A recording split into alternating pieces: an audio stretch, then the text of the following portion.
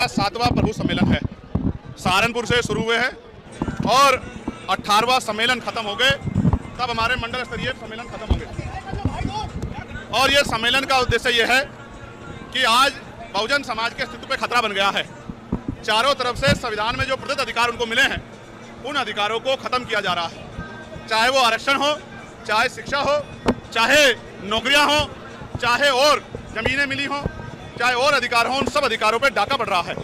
चाहे बिजली के निजीकरण का मामला हो या शिक्षा मित्रों का मामला हो, उनके समायोजन का, चाहे 69,000 शिक्षक भर्ती का मामला हो, तमाम तरह से कमजोर वर्गों के खिलाफ अन्याय किया जा रहा है। मुसलमानों पे बुलडोजर चल रहे हैं, उनके घरों को जमींदोज किया जा रहा है, उन पे गोलियां चल रही है, दलित पिछड़े वर्ग के लोगों को मार मार के लटकाया जा रहा है, उनकी बच्चों की अस्मतों पे भी हमला हो रहा है। कानून व्यवस्था खत्म हो चुकी है।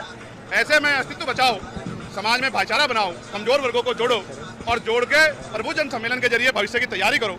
जो 15 साल का सूखा उसको खत्म करो, राजकाज लाओ और लोगों की समस्या दूर करो।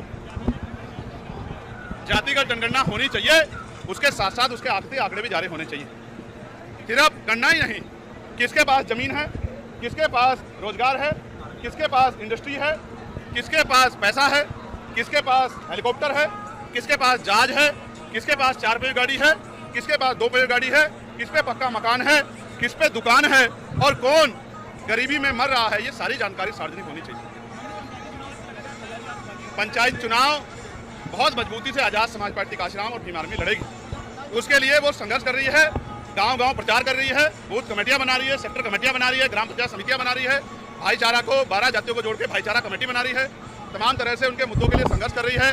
अभी बिजली के निजीकरण पे भी हम लोग और शिक्षा मित्रों के संयोजन पे भी आंदोलन करेंगे। हम लगातार कोशिश कर रहे हैं कि आजाद समाज पार्टी तेजी से आगे बढ़े और उसके जरिए लोगों की समस्याओं का हल हो।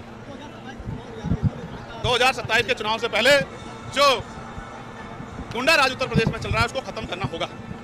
जैसे आपने देखा 50 झुग्गियां जली, कोई मुआवजा नहीं मिला, सीएमओ को हटा दिया गया, उसको जाति सूचक गालियां दी गई, उसको सिस्टम में आने का न्योता दिया गया, ना करने पे उसको हटा दिया गया। इसका मतलब आप समझिए कि जो दलित पिछड़े वर्ग का व्यक्ति, मुस्लिम समाज का व्यक्ति इनके सिस्टम में नहीं आएगा, उसको अपमानित भी करेंगे, उसको हटा भी देंगे। ये आपके सामने हो रहा है, ये छिपा हुआ नहीं है। और जिस तरह से कौशाम्बी में सरकार ने गलत तरह से षड्यंत्र करके जिनकी बेटी के साथ अन्याय हुआ उन्हीं को आरोपी बना के उनके लिए लड़ने वालों को जेल में डाल दिया, ये भी बाल समाज के साथ जो अन्याय हो, ये भी किसी छिपा हुआ नहीं। इसलिए मैंने उस घटना की सीबीआई जांच की मांग की है। बहुत जल्द मैं उस परिवार से मिलने के लिए भी जाऊंगा।